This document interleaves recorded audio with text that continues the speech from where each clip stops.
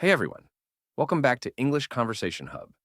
In today's video, we've got a super helpful conversation between two friends, where one explains exactly when and how to use the word would in English.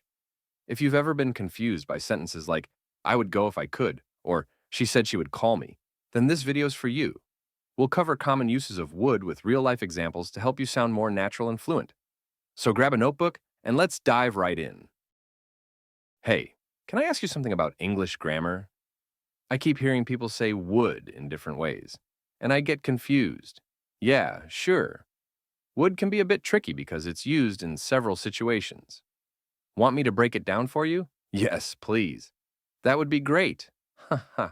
You just used would right there. Oh, right. But I don't even know why I said it. Let me explain. We usually use would in a few common situations. First, let's start with polite requests or offers. Like when you said, that would be great. It sounds more polite than just saying, that will be great. Oh, so it's more formal or polite? Exactly. For example, would you like some coffee? I would love to join you for dinner. It just softens the tone a bit. Okay, that makes sense. What else? Another use is for imaginary or hypothetical situations, like, if I won the lottery, I would travel the world. She would buy that car if she had the money. So it's like talking about things that aren't real or haven't happened. Exactly. You use would to talk about what could happen in an unreal or imagined situation. Got it. Any other uses? Yes. Would is also used for the past tense of will, when you're reporting what someone said or thought.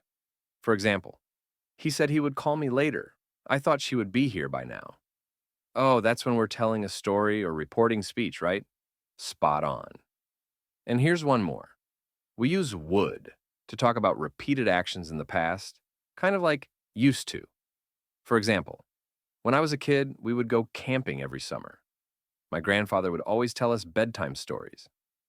Oh, I didn't know that. I always thought used to was the only way to say that. They're pretty similar. But would is usually used when you're describing a routine or habit, not states. So you'd say, I used to live in Texas, not would live. But you can say, we would visit my grandma every weekend. Wow, that actually clears things up. Happy to help. Want to practice a few sentences together? Sure, that would help me remember better. There you go again, with perfect usage. If you enjoyed this video and found it helpful, don't forget to give it a thumbs up, share it with your friends, and subscribe to the channel for more engaging conversations.